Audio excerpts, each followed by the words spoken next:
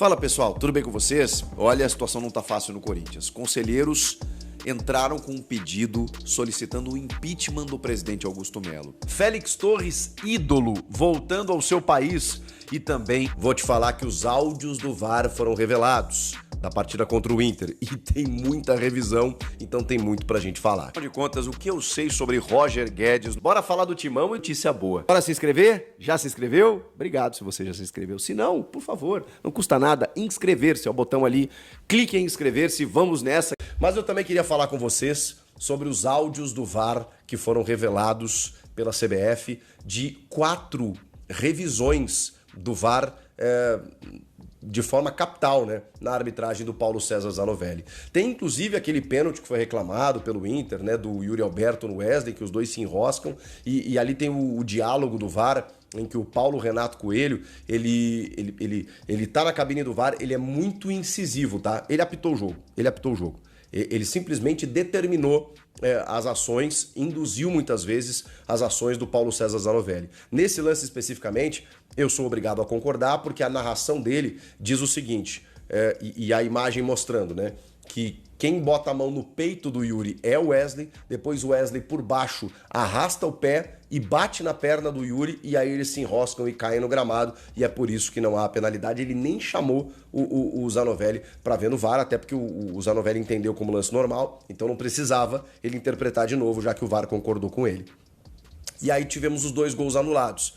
Chama atenção o que me incomoda nessas análises, porque assim, foram faltas na origem das jogadas, dos gols, mas o que me incomoda é que, mano, eles ficam no frame procurando pra ver se tem o toque e tal. É um desespero pra anular o gol, que é impressionante. Mas enfim, e aí tem uma dúvida do VAR no primeiro gol, no primeiro, tá? Que é o do Yuri, que é a falta do Mateuzinho no Wesley, para saber se o lance está no chamado APP, que é o que eu falei para vocês, do Attack Phase Position, que é a zona de ataque, porque esse lance está na linha divisória do gramado.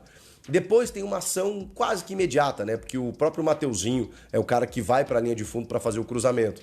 Mas ele pergunta isso ao Zanovelli, ó, o que você acha? Para mim aqui, pra gente aqui, tá no APP, pra você também tá? E aí o Zanovelli meio que... Porque ele é muito induzido pelo que a cabine do VAR tá falando pra ele, porque ele tem essa fragilidade, né? E ele vai lá e anula o gol.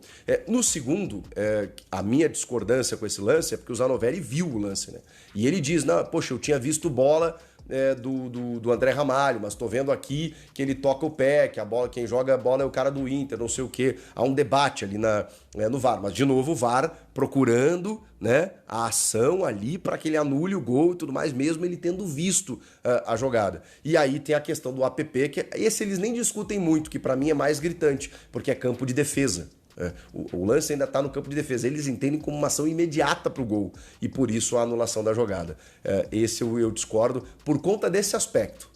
Pelo lance está muito longe do gol que acaba marcando o Memphis, que seria o terceiro gol naquele momento. E por fim o pênalti, que o Zanovelli está de frente para o lance e não vê. E aí tem até um certo critério na análise, porque eles ficam, quem joga a bola, deixa eu ver, eles vão no frame a frame. E em algum momento o VAR entende que é o jogador do Inter, o Romero, que toca a bola primeiro. E aí ele até fala, não, mas quem joga a bola é o cara do Inter. E depois é consequência natural do movimento, aquela pesada que ele dá no peito do Bidu. E aí um dos VAR, né, dos assistentes ali do VAR, fala o seguinte, não, peraí, mas aquela perna tá muito imprudente, tá muito temerária, tá esticada, né, tem um movimento adicional ali, e eles ficam, mas uma demora, gente, para ver um lance tão claro. Só que aí no frame a frame eles reparam que o Bidu domina a bola no peito antes. O Romero tá chegando quase junto, mas o Bidu toca a bola antes, vem o Romero para chutar essa bola e aí ele deixa o pé fazendo a falta e aí só depois disso o Zanovelli é convencido a dar o pênalti, mas um esforço para apitar um lance tão claro, na minha opinião. Enfim, foram os debates na cabine do VAR para um jogo tão polêmico, né? Tão, digamos assim, nervoso, tenso e com muitas decisões por conta de uma arbitragem muito frágil escalada pela CBF. O Paulo César Zanovelli não tem tamanho para apitar um jogo desse tamanho. Comenta aqui o que vocês acharam de tudo isso. Eu quero falar desta situação envolvendo o presidente Augusto Melo. 2 questões importantes aconteceram hoje que pressionam ainda mais o Augusto Melo na presidência do Corinthians em relação ao processo de impeachment. Primeiro, é o seguinte: o Augusto Melo teve um novo pedido de impeachment protocolado no Corinthians. O conselheiro Paulo Roberto Bastos Pedro, membro do CORE, registrou o pedido no Conselho Deliberativo. Isto porque as contas do Corinthians, as contas de 2024 não foram aprovadas, né? Por sinal, foram reprovadas. Então, por causa disso, por este motivo, o conselheiro, o Paulo Roberto Bastos Pedro, entrou com pedido de impeachment no Conselho Deliberativo. Resta saber se o Conselho Deliberativo vai aprovar ou não esse pedido de impeachment. Lembrando que o Augusto Melo já responde por um processo de impeachment no Conselho Deliberativo por causa da questão da vai de bet, né? Em 20 de janeiro, o Conselho suspendeu a votação pela falta de tempo hábil para concluir o processo. Mas o processo de impeachment ainda existe. Pode acontecer a qualquer momento e o Augusto Melo está bastante pressionado na presidência do Corinthians. Outro episódio que deixa o Augusto Melo ainda mais pressionado na presidência do Corinthians. Ele perdeu o apoio da Gaviões da Fiel, maior torcida organizada do Corinthians. A Gaviões da Fiel anunciou hoje que mudou a sua postura e não irá se opor a nenhuma reunião que paute a proposta de impeachment do Augusto Melo, presidente do Corinthians. Em 2024, a Gaviões foi contra o pedido de afastamento protocolado pelo Conselho Deliberativo do clube em decorrência da vai de bet, né? Alegando que sem a conclusão do inquérito policial, o impeachment não deveria ser votado. Agora, neste momento, a Gaviões da Fiel mudou de opinião, mudou de posição e diz que, devido às questões, às últimas questões que estão acontecendo no Corinthians, né? Também a questão das contas reprovadas, diretores que saíram do Corinthians nos últimos dias na gestão, falta de transparência, etc e tal, que a Gaviões da Fiel deixa de apoiar o Augusto Melo e deixa de ser contra o pedido de impeachment. Perde um aliado importante, o Augusto Melo, que é justamente a torcida organizada. Então, meus amigos, dificilmente o Augusto Melo vai suportar esta pressão, né, que vem do Conselho Deliberativo, agora da torcida organizada, é muita pressão, dificilmente ele vai suportar, provavelmente ele vai sofrer mais dia ou menos dia o processo de impeachment no Sport Clube Corinthians Paulista. Bom, enquanto isso, o Corinthians estuda a possibilidade de negociar o Félix Torres. O zagueiro deve ser negociado com o futebol da Europa. Isso se houver proposta do futebol da Europa. O Corinthians pagou ao Santos Laguna do México algo em torno de 32 milhões de reais na contratação do Félix Torres, e o Félix Torres não jogou absolutamente nada no Corinthians. O que é incrível, né? Porque na seleção do Equador ele joga muito bem. No Equador ele joga muito bem. Mas no Corinthians ele não joga nada, né? Mas o Corinthians chegou à conclusão, então, que o Félix Torres deve ser negociado. O Corinthians vai tentar recuperar um pouco do dinheiro investido na contratação do Félix Torres. Se tiver propostas no meio do ano, seja do futebol da Europa, seja do futebol mexicano, ele estava jogando no México, seja do futebol sul-americano, ele tem muita moral lá no Equador, joga na seleção do Equador, o Corinthians vai negociar o Félix Torres, que está na reserva neste momento, é reserva do André Ramalho e reserva também do Kaká, perdeu espaço no time do Corinthians. Enquanto isso, meus amigos, o Memphis Depay está ficando cada vez mais rico, né? Ele assegurou mais um bônus milionário no Corinthians com assistência contra o Internacional. Ele deu a assistência para o gol do Yuri Alberto, chegou a 25 participações em gols e ativou mais um gatilho, mais um bônus de R$1,5 milhão de reais. Não é fácil não, né?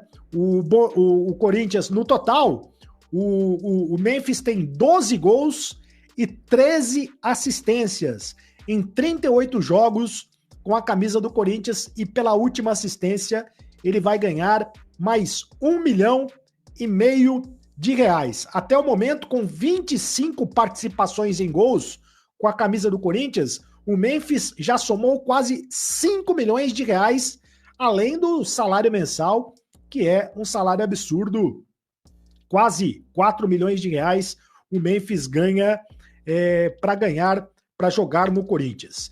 Contratado em setembro pelo Corinthians, ele vai ter contrato até o meio do ano que vem, tem um custo para o Corinthians entre pagamentos fixos e líquidos de impostos de 82 milhões de reais.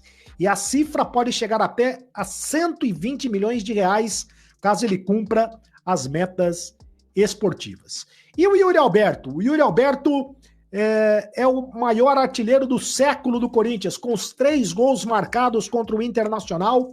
O Yuri Alberto chegou a 68 gols com a camisa do Corinthians em 178 partidas.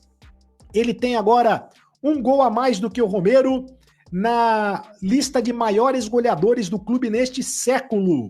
O Jô completa o top 3 de jogadores com mais gols pelo Timão desde 2001. O Yuri Alberto é o outro que vai ser difícil segurar o Yuri Alberto no meio do ano, né? Certamente ele vai receber muitas propostas para sair do Corinthians no meio do ano, e aí vai ser difícil o Corinthians segurar o Yuri Alberto no meio do ano. É um jogador que está vivendo uma fase espetacular. Até porque muito torcedor corintiano, sempre que se fala na busca por um reforço para o ataque, lembra de Roger Guedes. Mas, informação importante, o atacante decidiu entrar recentemente com um processo contra o Corinthians. Essa ação está na Câmara Nacional de Resolução e Disputas. Roger Guedes cobra direitos de imagem e bônus que não foram pagos pela antiga administração no período de 2021 a 2023. O empresário do Roger Guedes, o Paulo Pitombeira, que é dono da Talent Sports, também entrou com ação nessa Câmara Nacional de Resolução e Disputas. São 5 processos diferentes, em que ele cobra 24 milhões e 100 mil. As questões envolvendo o Paulo Pitombeira envolvem o Lucas Veríssimo, o Luan, o Carille e o próprio Roger Guedes, falta de pagamento de comissões, entre outras coisas. Mas a ação do Paulo Pitombeira fez parte de um acordo com o próprio presidente Augusto Melo para que ele pudesse receber essa grana via recuperação, regime centralizado de execuções. Era importante que ele fizesse esse pedido na justiça. Estou tentando descobrir quais as cifras que o Roger Guedes cobra na justiça, mas até agora a Câmara Nacional de Resolução de Disputas não fez a divulgação dos valores. Só para completar, imaginar Roger Guedes voltando ao Brasil, seja para o Corinthians ou para qualquer outro clube, por agora é impossível. Palavras do próprio Paulo Pitombeira. Perguntei para ele, e aí o Roger? Não esquece, vai ficar por lá, é o melhor jogador do campeonato, ganha 5 milhões de reais por mês e vai prosseguir no Al Rayyan do Catar. O time dele nem conseguiu ser campeão, mas o Roger teve de fato performance muito boa.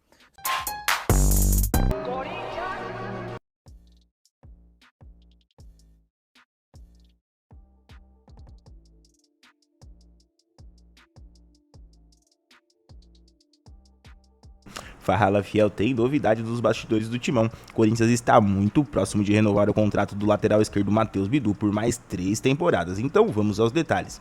Corinthians e Matheus Bidu estão em negociações avançadas para a renovação contratual do jogador por mais 3 temporadas. O clube considera Bidu uma peça importante do elenco e espera acertar os últimos detalhes burocráticos nesta semana para oficializar o novo vínculo. A renovação de Matheus Bidu demonstra a confiança da diretoria no potencial do jogador e a intenção de manter uma base sólida no elenco. Garantir a permanência de atletas promissores é fundamental para o planejamento a longo prazo do clube. E aí, Fiel, o que vocês acham da possível renovação de Matheus Bidu? Ele merece esse novo contrato? Comentem aqui embaixo, deixem o like, se inscrevam no canal para mais notícias do nosso Corinthians. Valeu, até a próxima e vai Corinthians!